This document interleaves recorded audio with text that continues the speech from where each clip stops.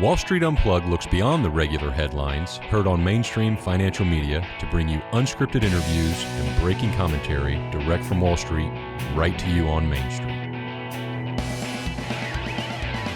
How's it going out there? It's Wednesday, January 8th, 2025, and you're listening to the Wall Street Unplugged podcast, where normally Frank Curzio breaks down and explains what's really moving markets or something like that. Greetings, I am Daniel Creech. Have no fear, everyone. This is a transitory change-up to start the year. We're just having some fun, turning the tables. I, Daniel Creech, am behind the controls, behind the mic today because the one and only Frank Curzio is out west in Las Vegas, partying and having fun. Just kidding. He will have fun, but he is attending the Consumer Electronics Show, the CES. And he attended the keynote speech, the kickoff from Nvidia CEO, Jensen, I butcher that, Jensen, CEO of Nvidia. And Frank and I caught up yesterday, and he's going to recap and explain what an amazing speech this was. And prepare yourself, because what we've already seen in the last couple of years and the momentum and strength in this AI industry and growth trend, what Frank's going to say, you even shocked me a little bit. And it's just unbelievable to see the evolution of this and the growth of this amazing trend and what's in front of us. And we're still in the earning innings of this. So let's get to that incredible conversation with Frank Curzio right now. Frank Curzio joining us from Las Vegas. How's it going out west, Frank? It's going good. I don't know how good it is you interviewing me, man. What's going on? It's a little weird. Well, don't worry. I lied in the intro and said we're turning the tables completely around 2025. You warned about changes. I'm just kidding. This is actually transitory. We're actually truthful about transitory here. It's fun doing interviews, Daniel, because now you got to realize, like, sometimes you gotta shut me up when I'm going too long and be like, oh, okay, Frank, so let's move on here. And quick programming note, I'm behind the controls. So all of you looking and watching at our YouTube page and such know that it's all my fault if things don't go smoothly. So, but Frank, how is the CES? You're going on out there. What's going on in Vegas, sir? It's awesome. It's awesome. And yeah, Dan, you own me by having all the controls. So you're in total control right now. But everything's going well. I will say this, which caught me by surprise. So I know there was a lot of travel and stuff going on. There was, in the Midwest, there were storms and everything, but I flew out of Charlotte and, from Jacksonville to Charlotte, then Charlotte to Las Vegas. I've never seen more people at the airport in my life. Every single, just airline was packed. It was unbelievable how many people were flying. Granted, this was Sunday night, right? And a couple of days before, I had to buy clothes. I lost weight. I also lost muscle. So anyway, but I had to buy some new clothes to come out here. And I couldn't even get like in town center where we go, right, Daniel? I couldn't even get a spot. Like I couldn't park. There was so many people. And this wasn't just people just hanging out. Every place that I went to, there's maybe 4 or 5 different stores, but you see, you're walking down, there's hundreds of stores there. And everyone's walking with bags. Everybody's buying shit. It was really incredible. And now that I'm at the CES, when you're registered and you do a few things on their app and everything, you can get a decent, estimation of how busy it's going to be. And last year I told you this show really sucked. It was bad. Everyone told me they were in AI. Nobody even had data. It wasn't a good show. This year is going to be the most remarkable show that we've ever seen at CES, maybe in its history, and that history dates back many, many decades. Now everyone's using AI. There's going to be applications, and they're expecting, I think, we're going to hit 180,000 people and probably 4,000 companies, because even companies still register in the last second. This place has never been busier since I've been coming here 12, 13 years. It tells you something about our economy. And I don't know what it is, right? Because we all think, and Daniel, you and I talk about this, we all think, okay, here in 2025, we're going to crash in the market and high interest rates. I get it. Daniel, we studied this stuff, right, man? So I'm just telling you what I'm seeing. And I don't know if you're seeing the same thing if you're traveling. I've never seen the economy this booming right now where people are spending money. Maybe that's because we forget that there was $4 or $5 trillion of extra money after COVID injected, and maybe that money's still floating around the system.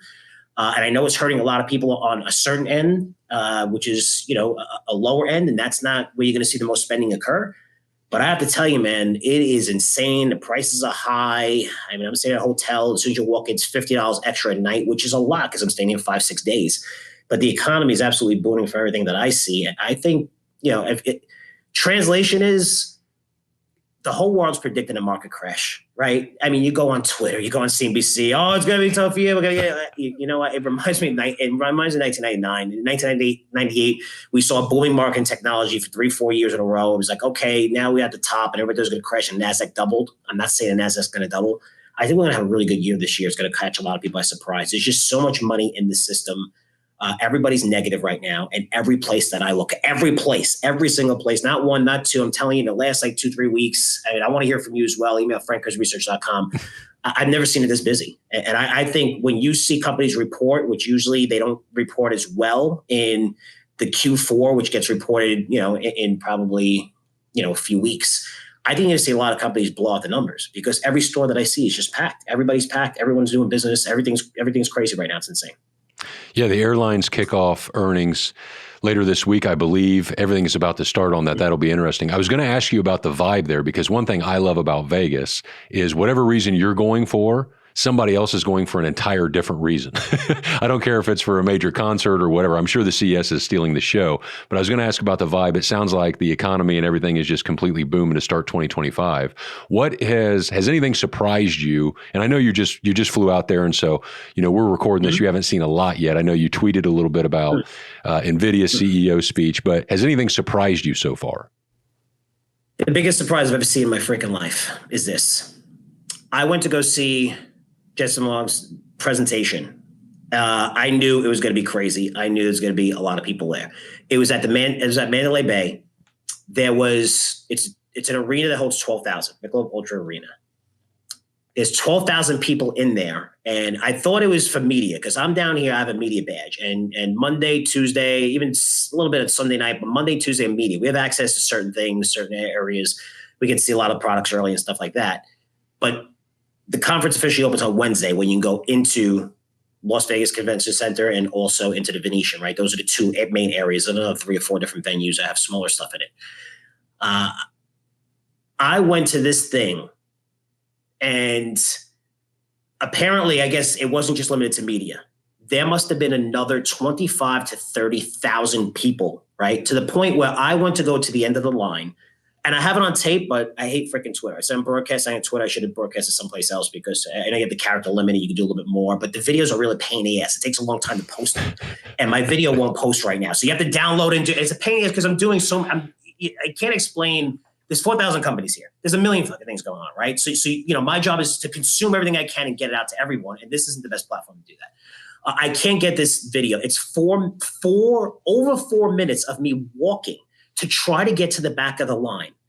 Think about walking and you're trying to see where the line ends. Okay. And it's 2-3 wide, and I'm walking through the hallways, and I just keep I taped it. I had to tape it for 4 minutes. I didn't get to the end of the line. I couldn't see it. So what I did is I turned around after walking. I said, let me start taping and walk back. I couldn't find the end of the line. And the time I walked all the way back to the front, it was over 4 minutes of me walking going, holy shit. I've never seen a line like that in my life. Right. So now I get to the front, and I did something which I should never do. And I know my subscribers are going to be ecstatic about it, but I know I'm going to have to say a couple of Hail Marys, but I completely cut the line. I cut off 25,000 people, right? So I snuck into the line, got a couple of dirty stares because a couple people weren't moving. And I was literally probably one of the last people to get in. And nobody knew it, right? So I get in, and I just walked 4 minutes of people. All those people didn't freaking get in. They must have been freaking pissed because they were there for hours, right? I get in this venue, and you see the crowd. For those of you that think the AI trend is over or it's topping, I'm telling you, you're out of your fucking mind. You're going to lose a ton of money because I've never seen anything like this. And these are all engineers. These are all people from other countries. There's 100 countries that get represented here. I've never seen so many people involved in this in my life. And when he took the stage and some of the things that he was saying, first of all, he's a fantastic speaker. He's great. He's funny. I mean, it's Michelob Ultra Stadium. He's like, I need a beer. Give me Michelob Ultra. But they didn't have Michelob Ultra beer. He's like, how is that possible? He's like, this is Michelob Ultra Stadium. He's like, it's me showing up and I don't have any chips available. He's like, what's going on? And he's charismatic. And he was showing off some things. And I just want to highlight some of these things here because it's really insane. He's talking about, and you need to understand this, okay? the scalability model, okay, it's developed over several generations. And how you scale, right? So you pay a certain amount of money, and after that, it's how much could you scale? You make your money back, then you have scale. So say if you have, an iPhone or if you have smartphones, it's scalable, but there's a limit to the scale. There's a limit to the scale because there's a certain amount of people in every country, right? So if everybody has a cell phone, same with PCs, same with a lot of things. This is one trend that it's redefining the metrics of scaling because nobody could see the end of it. And to get a better understanding of this, Daniel, it's the scaling laws that have been whatever, if it's scientists, economists, or whatever, they're based on training data and computing power, right? And now that you have that, that's how you figure out the scalability of trends. And because we're seeing this move faster and faster every year, it's redefining the scaling laws. And that's what's catching everyone off surprise, where everyone's like, what's going on? Like we're falling behind. So NVIDIA, in Jensen's mind, this is how smart this guy is, right? So we're increasing data. Data on the internet is increasing by a factor of 2 every year. So just to put this in perspective, you're like, okay, it's going to double. Okay, think about that. Because by next year, we're going to produce more data just next year than ever has been produced in the internet in history, just next year. That's how fast this is moving. So what they did is they create these great chips, the GPUs, but it's now they're putting these systems together. Right. And when you look at the system that he built, it's called Grace Blackwell. Please pay attention to this because it's going to be, it can make you a millionaire like in 6 months, if you really understand it. This is the super systems that the hyperscalers are buying, right? You put all these chips together. It's multi-chips, right? And you put them all together and you operate a system, right? You build these systems. This system that they just released, that's built, that's now. It's over 2,500 cores. It's 1.5 tons, 600,000 parts. It's built something in like 45 different factories. So when hyperscalers buy the Grace Blackwell, the whole entire system, they take it apart and then they bring it there through separate trucks, separate outlets, and they rebuild it for them on site. So when it comes to the transistor part, okay, and I don't want to get too technical here, but this is important. So transistors are used to process data and power. So you always want transistors to increase and increase and increase as much as you can, right? And I wrote some of this stuff down because Taiwan Semi, we all know, we had a recommendation a while ago, right? They predicted 6 months ago that multi-chiplet GPUs, you put these systems together, they're going to have more than 1 trillion transistors. Put this in perspective, AMD, their multi-chiplets have hundreds of billions of transistors, okay? This Taiwan Semi, TSMC, said that 6 months ago that this is going to build up to 1 trillion transistors.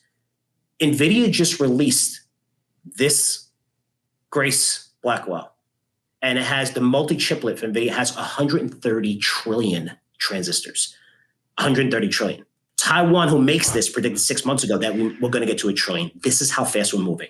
We've never seen anything like this in our lives. Okay, so people who are saying, well, AI, they don't understand.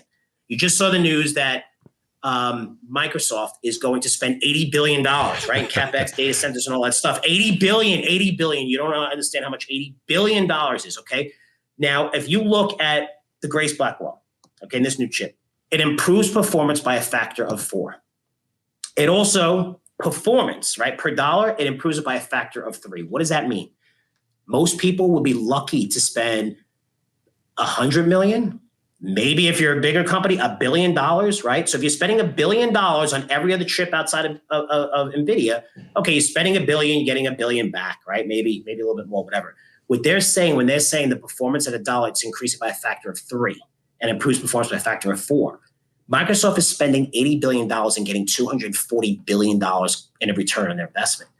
So when you think about this and why is it important, you got Microsoft, you have Google, you got Amazon, you got Meta, you got Oracle, right? You got the biggest hyperscalers. They need to buy the new system because if they don't buy the new chip and the new system, they're going to fall behind dramatically. And if they fall behind dramatically, we're talking about the biggest companies in the world. Most of them have trillions, even $2-3 trillion valuations. They risk their companies right now. Google can risk its company because their business is based on search and AI is able to, use AI for search, right? Same with Microsoft. They're not going to lose all their business lines, but they're going to fall behind tremendously. So what NVIDIA did is they didn't even talk about the competition because there's no fucking competition. I mean, this guy got on stage. There was no competition. There's no competition. If they stopped doing what they're doing right now and said, we're not doing a thing for 3 years, AMD still couldn't catch up. AMD still couldn't catch up 3 years. That's how they're light years ahead. They're That's how far of a lead generations behind. which is incredible. And when you hear this guy is talking, so when we look at the cancer industry, we look at the cancer industry it's $200 billion, right? $200 billion, maybe a little bit more, when you look at cancer treatments and stuff like that, right? It might be a little bit bigger now. It was a few years ago. He talked about 3 or 4 separate industries that are going to be multi-trillion-dollar industries. Whether it's autonomous vehicles, AI agents. AI agents is going to be the biggest thing that you see. It's going to take, my prediction, in 3 years, 30% of the workforce is going to be gone. You better learn your new job. Okay. Frank, this isn't you're like scaring people again. Listen, I'm going to scare the shit out of you even more because I really am. Because when I'm talking about AI agents, these are things that are going to act and do everything that you need them to do, that you ask them to do. And the technology is it's so fast and so powerful. We used to have AI and you're like, okay, build me this and the colors were different. It's AI learning off of AI, learning off of AI. It's machines learning from each other. And there's no limit to how fast this is. That it's like, super fast speeds. I mean, you notice from ChatGPT, you could say, give me a summary of a book, 3 paragraphs or whatever, and it gives it to you in 0.1 seconds.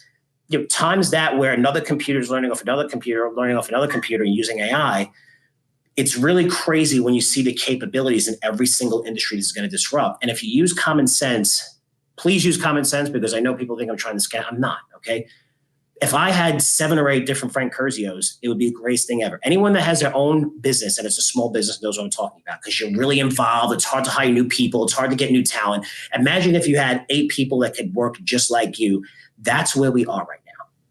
So when you have these AI agents deployed everywhere, and now you don't need to write code, right? He was talking about 30 million software engineers. He goes, they're either going to have to use these AI agents or they're gone.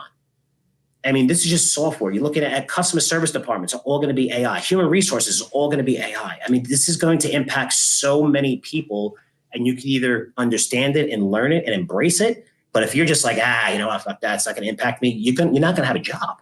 And I mean, think about it. If you have someone that could operate exactly like you and do everything and know how you think, right? And I could get someone to build our presentation, update our presentations for Curzio research, and tokenize on T0. Okay, and do all the funding, do everything.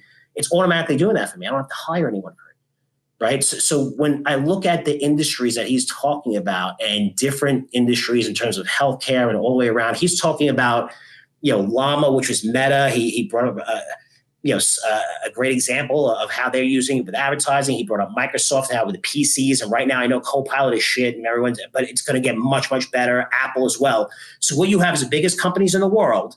They can't fall behind. They need the fastest thing, because otherwise they're going to fall behind each other. And what do? They all buy from one freaking company. I mean, it's brilliant. Now, the thing that scares me, Daniel, is this guy is so brilliant and so far ahead, and the way he is, and he's charismatic. I don't think he understands.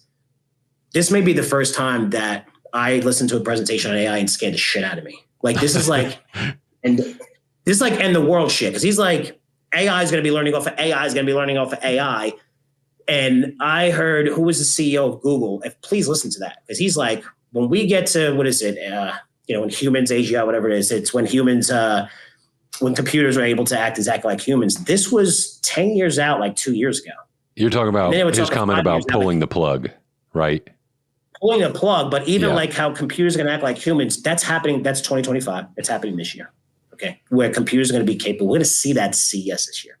Okay. That's why I'm looking forward to going. I mean, this is last year. Everyone told me how much they're into AI. They don't even own the data. Everyone was full of shit, right? Oh, AI, look at this. You have data, that's the thing. We have, 90% of the data on the internet's not even used. But what you want to do is you could only analyze and find out how people think and see and put them in all these systems and go into the inference and predict what they're going to do by the more data you have.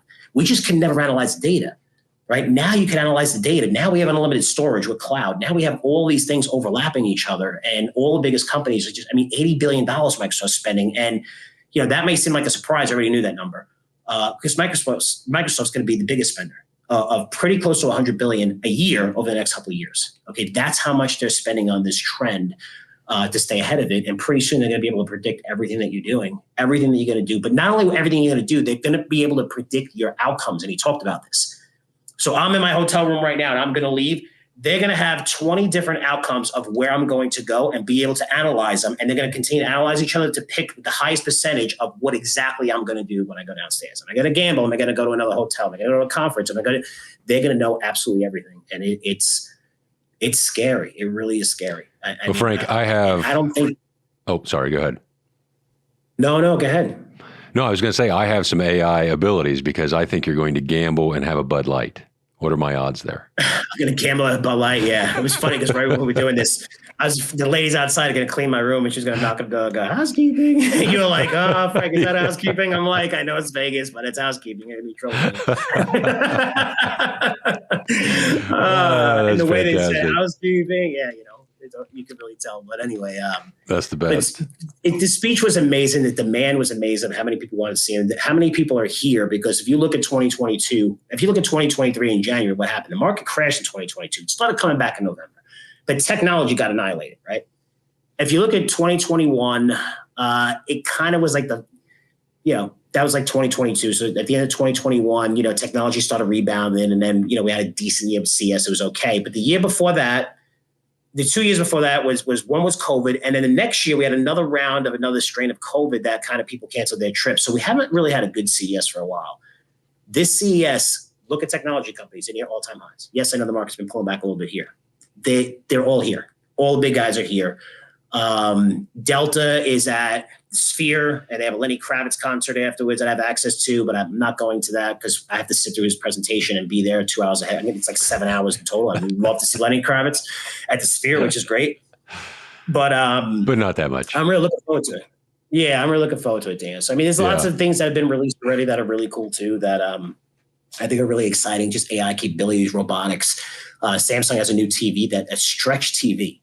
So, you think about 3D, how things pop out. The TV actually stretches it. So they have like a shark swimming and it stretches through the TV. I'm like, it's. I'll have to Google that. That's interesting. It's crazy. It's dumb, but I'm probably going to buy one because it was really cool. You see it. So, I'm going to get a really good glimpse, and having the media pass really helps, but I'm going to get a really good glimpse of the technology. But a lot's going to be robotics. A lot's going to be AI capabilities, and it's going to be across every single industry. We're talking about 4,000 companies, and I used to say about 80% have no business being here. There's a lot of companies that deserve to be here. I think the technology is going to be fascinating. I think everyone's going to learn a lot. They're learning how to analyze the data. They're partnering for the first time, right? That's how come NVIDIA is where it is. Usually technology companies own their shit. They hate sharing, right? It's closed. It's not open sourced, right? They're like, oh, we're not going to share it. How Apple is. We don't share anything.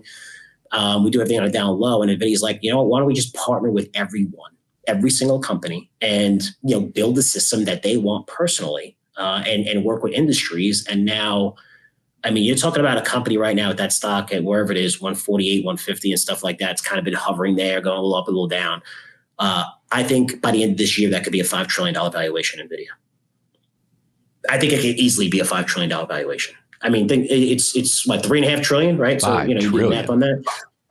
$5 trillion. And I could tell you because they could charge whatever they want for these systems, and these guys are going to buy. If you do $80 billion, I mean, they spend $80 billion again on data centers and stuff like that. That's just one of them. That's just one of them. So all of them have to spend that money to keep up. There's only one game in town. They own it. They have to buy these chips. They can't start from scratch. It's like knocking down like all of Vegas to rebuild all of Vegas. Right. So, instead of you just built this beautiful hotel. Okay. We want to make it better. We got to build up. Okay.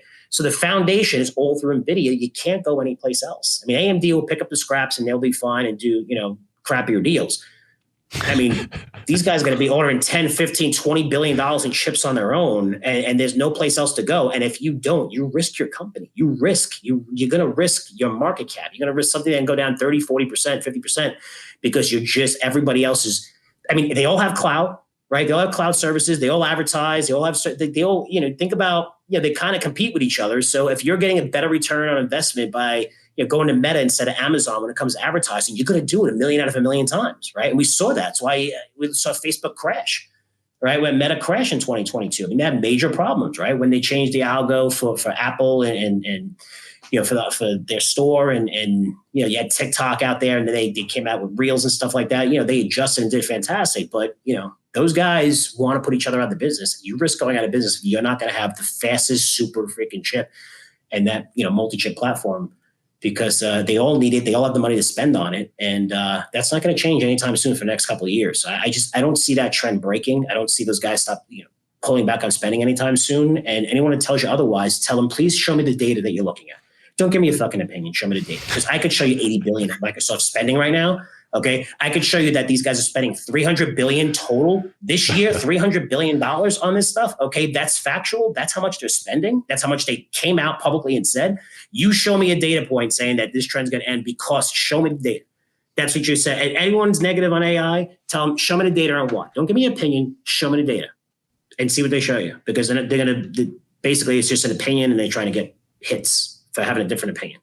But if you want to make money, definitely get into this freaking trend because it's incredible. Learn about it. You can learn about it through our newsletters. It really is incredible. So I've never been this excited to see. As you could tell. Usually I'm like, I go, run around like a maniac doing a whole bunch of shit. It's crazy.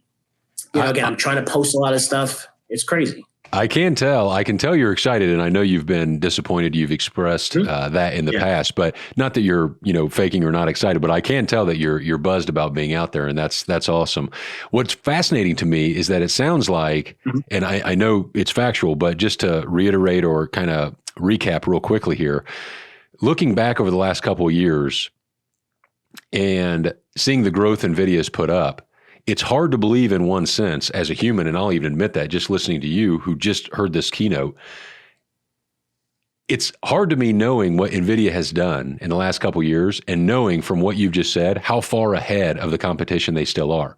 I think your comment about if they just quit doing everything right now, the competition wouldn't have anything equal to them for a couple of years maybe. That's I admit I can't even fathom how impressive that is, knowing from 2022 what the stock has done. You operate your business based on your competitors a lot, right? You see what industries are like, Delta would look at America and say, okay, what are they charging for first class? What are they doing? Okay, well, let's do this. We'll beat them at this. This is how we'll get market share. You look at beverages and Coca-Cola and Pepsi competing or McDonald's. Okay, we're going to lower our value menu to $5. Okay. NVIDIA didn't say one thing about the competition because there's no competition. It wasn't like, oh, and you know what, but this is going to be fast. Like AMD comes out and they're like, oh, well, now we can compete. Now we can NVIDIA, they don't waste their time. They don't even waste their time because there's no one. It's like, I can't even put an analogy behind it. It's kind of like, it's like you're the Yankees and you have, 500 and the Dodgers. You just say, you have $1 billion to spend every year. And I have a high school team. I'm trying to compete with them. That's the market right now. They didn't even, I was amazed. I was like, this guy's not like, there's no talk, if you compare this chip, like we're much faster than this chip. He's saying we're 4 times faster than our own chip, which is the best on the market. And even that chip is 10 times better, real number, than the other chip that's on the market, which we also own, okay? And that one is also faster than anything that's being produced by any competitor right now. Think about that. They're light years behind and not catching up. And the fact that they have unlimited pricing power, that if you're a $1 trillion company, you need this, you need that system, you need it to build it, they're going to ship it to you. It's just unbelievable. It's just autonomous cars. You're just talking about, just the data, the amount of data out there that you can analyze and how quick it is and how it's getting more accurate, right? Because we've seen that over the past year, especially 18 months or so, where the data, we'd be like, oh, I put this in and look what it produced. Oh, I put it, those days are over. Now it's really becoming clear. They're teaching the system. The system is learning from itself. It's constantly getting better and better. Listen to Sam Altman. I know a lot of people don't like him and trust issues, and I get it. But even he says, like, singularity, all this stuff. It's around the corner right now. This is insane of what we're seeing, and it's fascinating. And just take time to learn about it because it really is. Because these AI agents as well, they're everywhere. That's a massive trend. Everyone's going to be using them, but and you can use them in program. And by the way, those guys, they're not going to bitch. You're not going to see anything going on in the office. You're not going to see, they work 24 hours, right? They don't take lunch breaks, right? This is the productivity increases dramatically, and they do exactly what you told them to do, and they're going to do it and constantly do it 24/7. So that's what a worker is competing against, and you better learn this stuff because if you don't, you're going to be left behind. You're not going to have a job. And a lot of these people at CS don't even know that.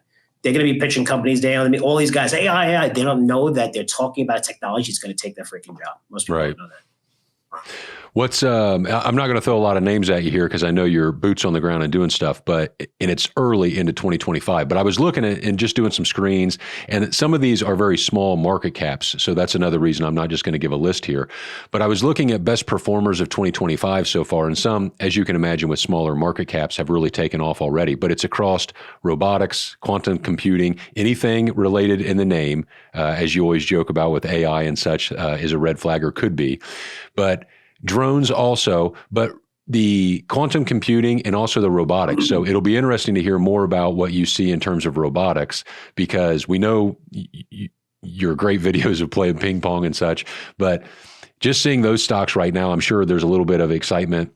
And again, some of these stocks are very small, so be careful on volume and such. But the CES is no doubt driving these robotics. I can't wait to see some of the headlines and hear more about that. Autonomous driving stocks are doing well as such. So it sounds like you're correct, and finally the CES is hitting it out of the park after a lackluster couple of years. Yeah, he talked about autonomous driving, and we know, who we signed the partnership with yesterday? It was an interesting company, a company we both know right? We're very familiar with. It's Toyota. And we're familiar with this company. Everyone's familiar with Toyota, but Daniel and I, because this was a company 5 years, 4 years, 3 years ago. I saw the presentation. And this is the one CEO in the auto industry out of the majors that was like, you know what? F you with EVs. It's not scalable for us. It's not going to work. We can't compete with China. It's just not going to work. So we're not putting a hell of a lot of money into it. And you know what? If you look at some of the companies right now, seriously, some of the companies right now, when you look at Ford, when you look at GM, they're like, holy shit, I wish I listened. Because we wasted billions and billions of dollars. These guys just signed a deal for autonomous driving. They signed deals that they could see. They know it's not bullshit. They're not like piggybacking a trend. They're not trying to beat Tesla. This is a company that's going all in. Autonomous driving is going to be here pretty quickly. And again, I love to drive. I think it's crazy. I think it's nuts. But there's, when you look at city driving, you're looking at buses, when you're looking at Uber, it could be seriously disrupted. Holy cow. I think from that level, taxis and robotaxis and all that stuff, that it's coming. It's going to come a lot quicker. I mean, we have it in certain areas, but I'm talking about like the scalability and really having this technology. We're going to see a ton of that tomorrow. I think everybody's going to be talking about it. It's massive. And even the guys that lost so much money in EV, they're going to autonomous driving. And who's the winner there? Tesla, who's been talking about this for 10 years, right? Everyone follows Tesla. They've been following Tesla EVs. They're going to be following autonomous driving. Now they're getting into robotics and robots and all this shit. They're going to be running around. They're going to charge $20,000. They can do everything for you. Then I'm sure the auto companies might get into that like 5 years from now after, Tesla owns that market too. So it really is remarkable. Follow the people that are just innovative, that have done it before. I mean, Toyota's been great. You look at Tesla's been great. You look at Palantir's been great. You look at, the big hyperscalers have been great.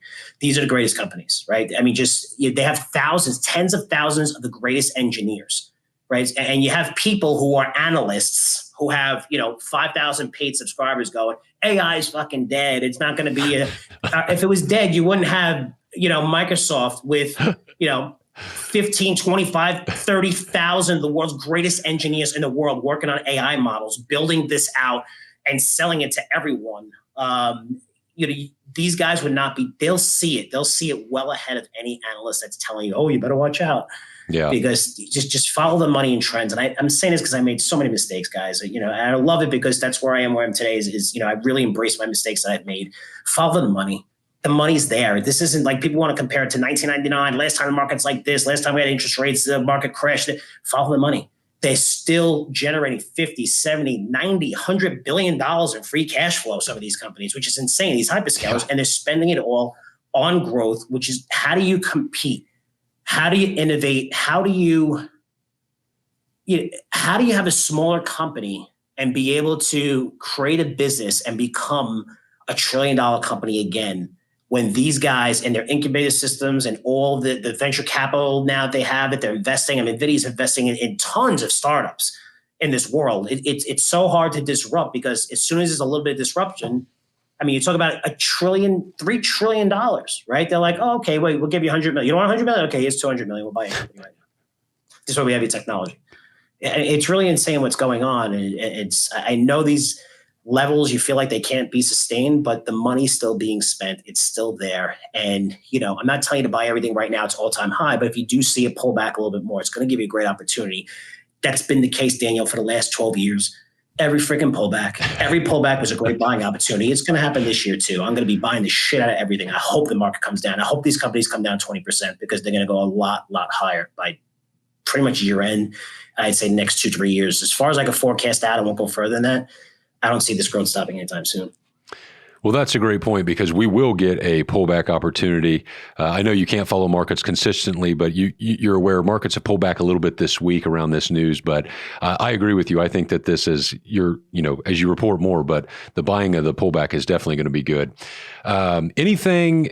If I can switch gears, I know that was the keynote, and I know that's going to dominate AI and such. Is there anything on tokenization? Have you seen many booths? Any real-world assets we like to joke about? There's no booths yet because, I'm going to know that on Wednesday, right? This is pre-conference, and tomorrow I'm going there. It's going to be really cool. So that's what I get. That's when it officially opens up, right? So now you've seen like the major companies, and there's announcements and different things that they have access to the media. A couple like the cool things that will be shown and stuff like robotics and wheelchairs and stuff like that, and neurology, all that, Neuralinks and stuff. It's there's a lot of really cool stuff out there. But the tokenization.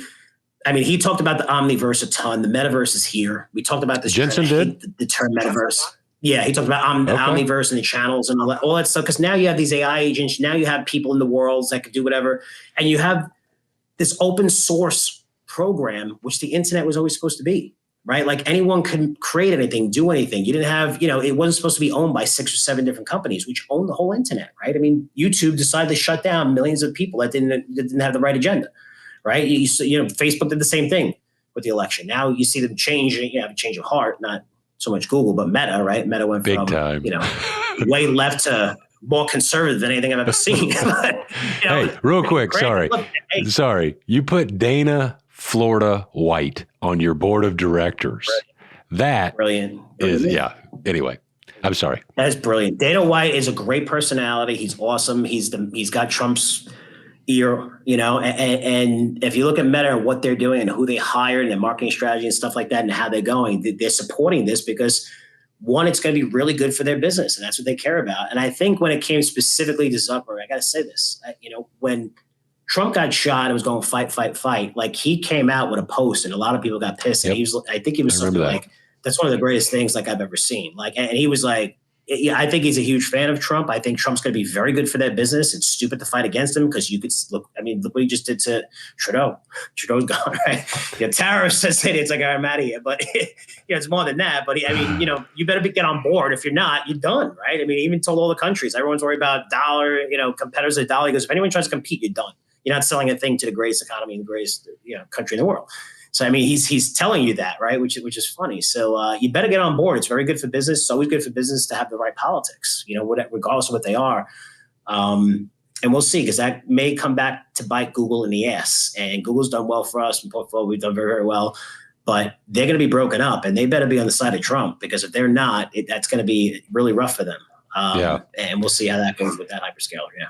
And then lastly, just because I interrupted you, so circle that back. He was talking Omniverse related to that, and you were kind of explaining, hey, this is going to be a growth component. Did he get, I know you don't like the word metaverse anymore. Did he signal excitement this year, or like a breakthrough in virtual reality, or kind of that? Okay.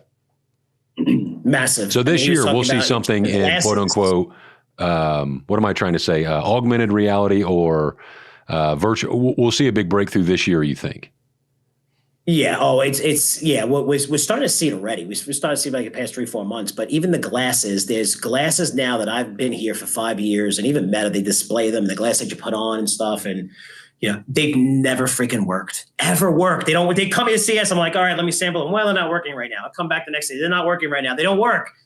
This year, not only are they working, there's a lot of companies, and they're not bulky. They're real glasses. You can't even tell the difference. And you could just like look at someone, and I could just talk and be like, okay, Daniel Creech, give me a scoop, and it's gonna give you every single detail. And I could just approach it and be like, hey, what's everything that you just posted on your blog or whatever, on the internet, social media channels, and be like, hey, Daniel, what's going on? How's everything? How's that? Whatever you just posted.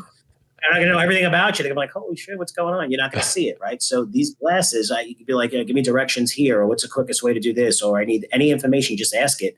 You don't have to take out your phone. You're going to have your phone on you. But these glasses, right now, I think you're going to see the first case that they're usable, that they can actually use them, and they're going to be cool, and people are going to show. And you're looking at Meta, too, is starting to sell a ton. We're going to see that.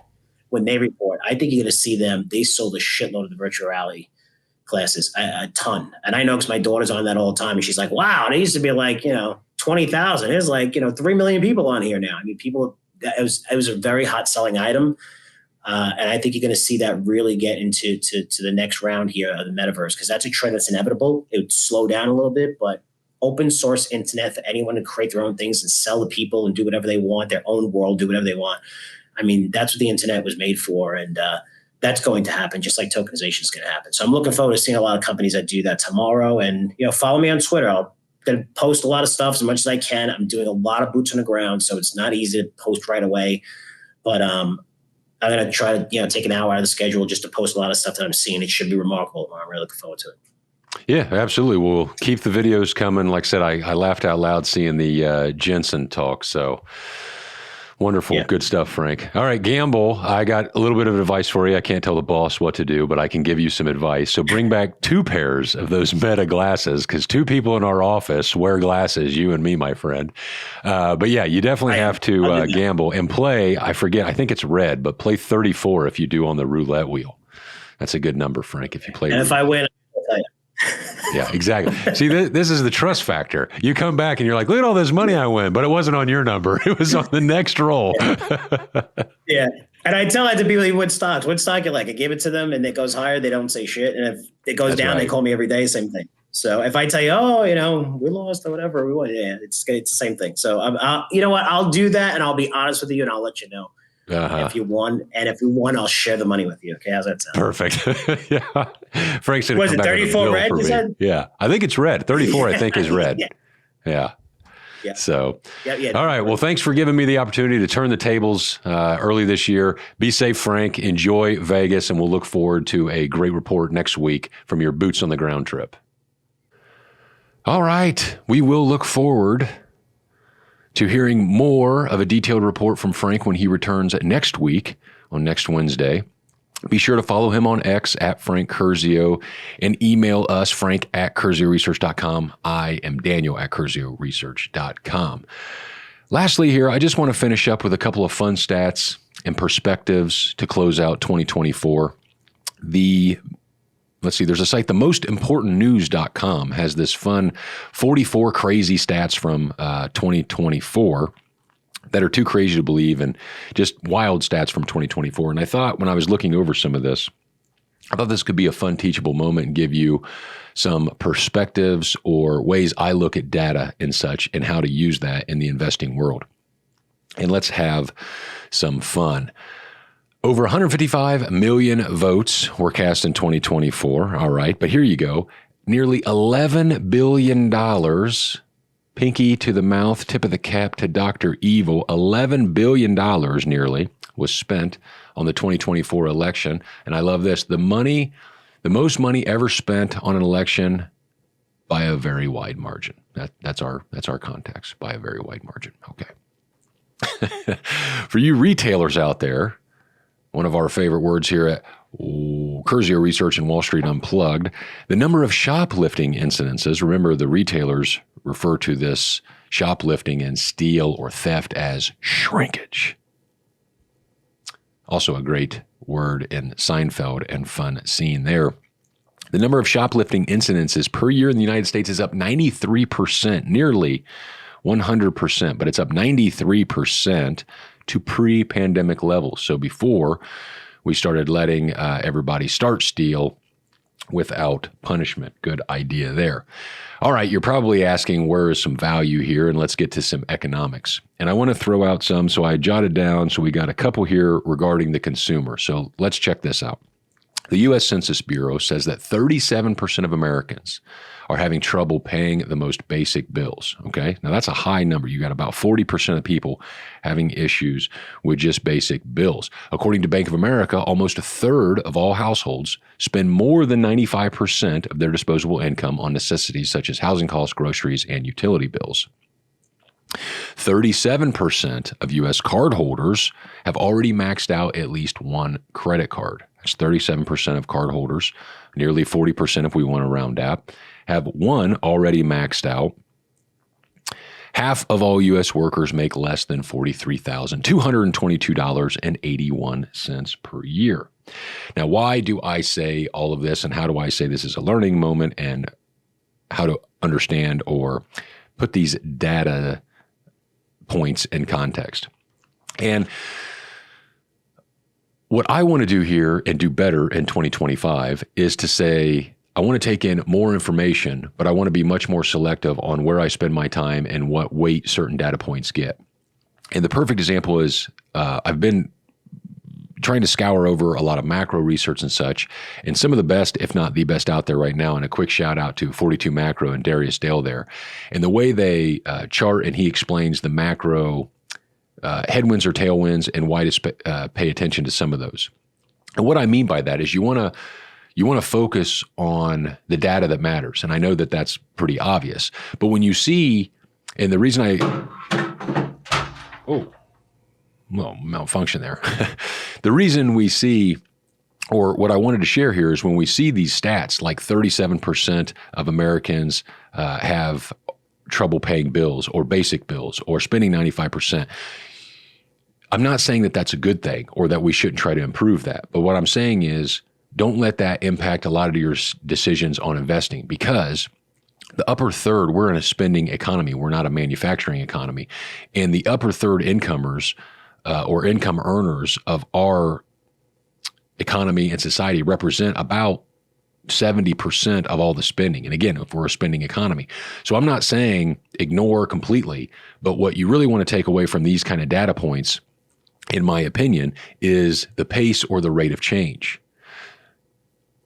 If you have nearly 40% of cardholders already have one maxed out, if that goes to 45 or 50% within a month or two, or for a short amount of time, that's a much bigger deal than, say, from now until 2030. This goes from 37%, where was I here? 37% to, say, 40 over the next 5 or 10 years is not great, but that's still not, that pace or that rate of change is nothing to worry about. And I hope that makes sense, because there's always going to be headlines or statistics on whatever bias, argument, team, color you're on, red or blue, whatever politics, if you want to play it that way, that you can always grab stuff and say, aha, this supports my idea because I can prove it with this data point. And my point with that is to just make sure you understand context matters, and we want to understand the environment we're in so we don't get swayed. We already have blinders and biases that we have to fight. We're humans, but let's try to make sure we're focusing on the correct or most important stuff. Interesting one about housing here. U.S. home prices are up more than 1,000% since 1974. That's pretty cool. And let me see that one. And then back to work. Here we go. An office building in Manhattan that sold for $332 million in 2006 just sold. Now, this was in 2024 for $8.5 million. Now, this might be kind of a sad sign of the bottom here, because now you're seeing in 2025, a lot of companies from AT&T to different financial companies are actually starting to say, hey, employees, you got to come back to the office 5 days a week. This hybrid work from home, commute one, maybe twice a week. A lot of that is ending in a lot of different areas. We'll see what that, if any, causes any shakeups in the unemployment or employment issue and such. But we will remain to be seen. All right. And then a couple of fun ones. For some reason, watch, just as a heads up for 2025, I'll end on this and have some fun. Don't let the powers that be and the ones that are giving us COVID mandates and all kinds of stuff completely ruin your diet as well. And here we are on the latter points in crazy statistics. Number 40 is, according to the United Nations, and take this with some salt, it would actually probably help with this.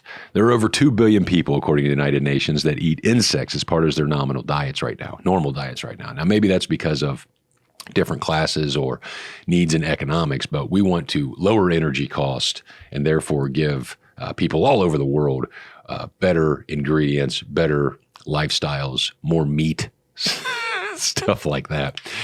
And it is being projected that the market for insect protein in the United States, insect protein, eating bugs, people, this is trying to pick up, will be valued at $274 billion by 2031. In 6 years, the market for protein, insect protein is going to be $274 billion. We can have some fun. All right. I will see you guys tomorrow. I'm hosting solo tomorrow for WSU, Wall Street Unplugged Premium, where I will think out loud more, discuss some energy markets, some big policies and deadlines coming up that investors must pay attention to for the volatility that I expect that we're experiencing right now. Watch the dollar, watch yields in the short term, and also give a new trading recommendation and opine on much, much more. Check that out tomorrow, Wall Street Unplugged Premium. Love me, hate me, don't ignore me. Daniel at CurzioResearch.com. Daniel at CurzioResearch.com. You guys have a wonderful, wonderful day, and we'll see you next week. Cheers. Love this episode of Wall Street Unplugged? I think you'll really love Wall Street Unplugged Premium. The Wall Street Unplugged Premium is my members-only podcast where I dive even deeper into this week's events. Well, I'll do even more than tell you what's moving these markets. I'll tell you specifically what moves you can make today. So this is going to be about trading. You can put big money in your pocket right away due to the inconsistencies I see daily in the market. I'm talking about specific investment ideas I'm recommending and tracking each week that I believe will be impacted directly by everything I just talked about today. Plus, you're going to get the chance to go even further down the rabbit hole with me and my co-host, who's Daniel Creech, as we discuss which of these week's trends could turn into massive windfalls. Could the big trends that we see lurking on the horizon, also the news we're picking up from our network of insiders, which has gotten bigger and bigger thanks to you and so many people listening to this podcast in over 100 countries. And you get a chance to talk to me directly in my special Ask Me Anything Q&A session. All of that and a lot more, like premium interviews with world leaders in finance, technology, industry, and politics. This is all part of Wall Street Unplugged Premium. And becoming a member is super simple and super cheap. So head on over to WSUoffer.com to check it all out. Sign up today and you won't miss a thing. That's WSUoffer.com. Wall Street Unplugged is produced by Curzio Research, one of the most respected financial media companies in the industry. The information presented on Wall Street Unplugged is the opinion of its host and guests. You should not base your investment decisions solely on this broadcast. Remember, it's your money and your responsibility.